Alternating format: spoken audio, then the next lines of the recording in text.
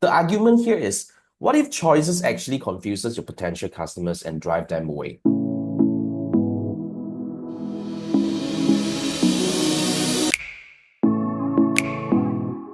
I'm reading this book, This is Marketing, from Seth Godin, and I'm actually reading a very interesting chapter over here. This is a case study about Vision Spring, selling glasses to people who need them. So yeah, I'm going to read this to you and I'm going to share with you a little bit of what I actually learned from this chapter itself, right? So here it goes. Each person has a story in his or her head, a narrative used to navigate the world. The extraordinary thing is that every person's narrative is different. A few years ago, I went with a small team to a village in India, trying to understand the challenges that Vision Spring faces in their work. So here it goes. Vision Spring is a social enterprise that works to get reading glasses to the billion people around the world who need them but don't have them. So when a typical person only lived to 30 or 40 years of age, it didn't matter that most people will need reading glasses beginning at age 50. But as lifespans have increased, more and more people find themselves otherwise healthy and active but unable to work because they can't read or do close-up work. If you're a weaver or a jeweler or a nurse, working without glasses can be impossible, that's for sure, man. So Vision Spring's strategy is to produce attractive glasses in bulk and at a very low cost, perhaps $2 a pair. And then working with local traveling salespeople, they bring the glasses to the villages around the world where they sell them for $3 or so a pair. So remember, Vision Spring is a social enterprise. And as you can see, the pricing strategy isn't something that is what I would say capitalist. Okay, but yeah, I think it's decent. So the $1 difference between the manufacturing cost and the price is just enough to pay for shipping, for local talent, and for the organization to keep growing. That's actually very lean profit. So when we set up our table in the village, many people came to see what was going on. So it was the middle of a very hot day and there wasn't much else to do. Okay, so very interesting. So the men were wearing traditional Indian work shirts, embroidered, and each with a pocket on the front. I could see through the sheer fabric that just about everyone has rupees in their pockets. Okay, so now I knew three things. So first, based on their age, many of these folks needed glasses. That's simple biology. Number two, all right, many of them weren't wearing or carrying glasses, so they probably didn't own a pair. And a third, number three, and most of the people mulling around had some money in their pocket, while the glasses might be expensive for some who only made $3 a day. Each person had access to cash. So one by one. So that's how it actually went on. As the villagers came up to our table, we handed each of them a laminated sheet with an eye test on it. The test was set up so that it even worked for people who didn't know how to read, regardless of which languages they spoke. Then the villager with the laminated sheet was offered a pair of sample glasses and look at the test again right there instantly. He or she could see perfectly. That's how glasses work. It wasn't a new technology for these men and women and or an untrusted one. So after that, the sample glasses would remove and set aside, and the customer was given a mirror and offered a choice of 10 different styles, which was brand new, wrapped in little plastic sleeves. About a third of the people who had come to the table and needed glasses actually bought a pair. So a third, italic, a third, and then he went on. This mystified me.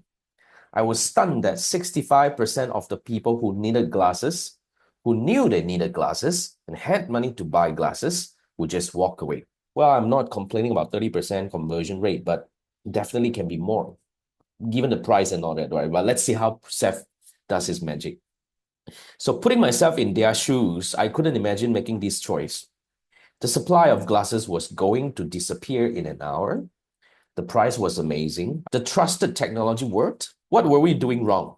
I sat in the sun for an hour, thinking hard about this problem. I felt like all my work as a marketeer had led me to this moment. Seth being Seth. So I changed just one thing about the process, one thing that doubled the percentage of glasses sold. Here's what I did. I took all the glasses off the table. For the rest of the people in line, after they put on the sample glasses, we said, here are your new glasses. If they worked and you like them, please pay us $3. If you don't want them, please give them back. That's it. All right. We changed the story from here's an opportunity to shop, look good, to regain your sight, to enjoy the process, to feel ownership from beginning to end. That's quote unquote. Two, which is another narrative. Do you want us to take away what you have? Or do you want to pay and keep the glasses that are already working for you? Actually, that totally resonated with my experience. Especially there was one time in 2013, when I was actually building my software as a service business. At that point of time, the way we did this was really, everybody was actually offering a price table where you have multiple tier of pricing. And interestingly, I would say at that point of time, that was where a lot of people kind of bounced and stopped. So what we did was we actually kind of built something and we went on and kind of contacted those people who were interested. And at the end of the day, people would actually choose the lowest tier.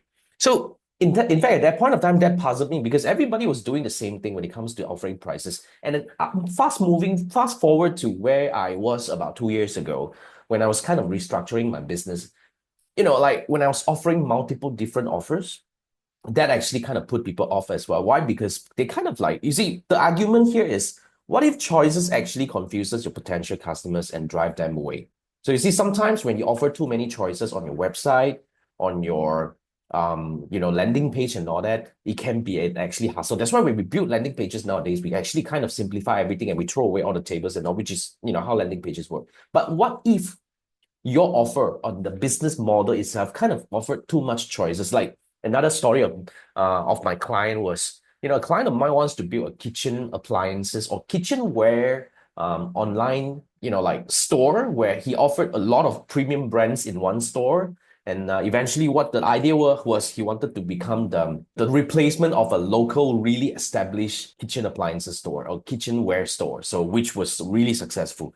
So when he started this thing, he'd actually brought all these brands and actually kind of really shipped those products from overseas to Malaysia. Established, spent a lot of money and resources and all that, but eventually what happened was people kind of confused. People came in because of one single product. They kind of stopped because they kind of find it a little bit confusing. So what we did was we kind of changed the whole thing and we experiment with single brand store instead, and it worked really well. So to combine these two learning, what we are actually experimenting which is the next thing, which I will share with you whenever we have the outcome, is instead of becoming a so-called a kitchenware store, we become a specialty store in specific category of products. Say, for example, the food container specialist. All right. So that, because the whole idea here is we want to make people feel that they are actually shopping around the same thing and they are not given a lot of choices just to confuse them, but they're being very focused. Like when you're here for food container, you look for all the food container that is available and you just make one shot. That has multiple benefit to it, in my opinion. First thing first, it reduces the friction where people may get actually lost in the, like this ocean of choices. And they probably kind of like, I probably want this. Oh, do I need this? And eventually, when all this, like decision making started to kick in, the buying process slowed down. But instead of, what we're actually aiming to do here is, since you're looking for a food container, I offered you multiple choices in terms of shapes, in terms of price. I mean, not really pricing tier. I mean, we are always going for the premium and shapes usages. Like this is actually for the microwave. This is actually for frozen food. This is actually to keep, but it's all about preserving or storing the food. So that's the whole idea. Because the audience actually look for a solution to their problem. So when we are offering pure solution instead of adding confusion, the whole idea here is we might be able to increase the shopping process. Because what Seth went on and say here is desire for gain versus avoidance of loss. So the whole idea here is when I'm here because I'm looking for something, I'm actually at the stage of avoidance of loss. But when I'm given choices, then I'll be like, I'll be switching over to the mode of desire for gain. Meaning like, let's say like the kitchenware store that we talk about, the online store, I started to look at, oh, do I need this? Or, is it worth buying this right now? Or do I need to do comparison? The whole thing becomes really complicated. And they forgot that, initially when I came in here, the initial thought was to buy a food container. But then again, now look at where I am. So that's the whole thing. Seth went on and say, if you have been living in an abject poverty, it's hard to imagine the pleasure that more fortunate people take in shopping. To feel the thrill of buying something never bought before, to go shopping is to take risks. We risk time and money looking for a new thing, a thing that might be great, and we're able to take the risk because being wrong isn't fatal. Being wrong doesn't cost dinner or a medical checkup. And if we are wrong, not only will we live another day, but we will get right back to shopping tomorrow. What I'm actually trying to highlight here is it's our job to help our client to see the solution and get the solution right away instead of putting them into another consideration process. So basically, if you're a business in whatever things you do, it's really important for us to really drill down to be clear about what problem that you're solving and to find the best way to connect with the best customers. That's the second thing that you really need to do, because that's the whole process. That's why a lot of thinking process would have to go into doing a business. But when we are running a business, this is the problem, right? When we are running a business, we are so much into it, we kind of forgot to look at the whole thing objectively. Like if you have a mentor, that'll be great, right? I mean, that's why we work with mentor. Or if not, try to find a peer. They can be a sounding board for whatever you do. Because sometimes when we are too much into certain things, we get carried away. That's what happened to me. A lot of times when I was building businesses back then, when I was building startups, when I was running my agencies, when I was building ideas, tech startups and stuff like that, eventually, when I get too narrowed down into what I do, I got blinded. That's what happened. So it's really important for us to start looking at what we do. So one of the things that I can actually offer, especially if you are, let's say if you're a coach, if you're an expert, if you're having problem doing closure or kind of like getting people to say yes to your offer and all that. So I would totally recommend that you record your conversation when you are doing the offer, doing the pitch, doing the conversation, doing the discovery, strategy meeting or whatever, because that would actually give you a lot of clues about why people stop. We need all this information, especially when we're working alone. But now that we're talking about like, you can totally build a business alone as a solopreneur or, kind of like a freelancer working with whoever that you want. I mean, so the whole idea here is we need to find a way to really look at how we carry business and how can we actually fine tune the whole thing. So yeah, so that's what I really want to share. This is really a great book that you should read, and I would definitely share with you more as I go along. So remember, if you like what I'm doing right now, remember to share and subscribe. I'll see you in the next one.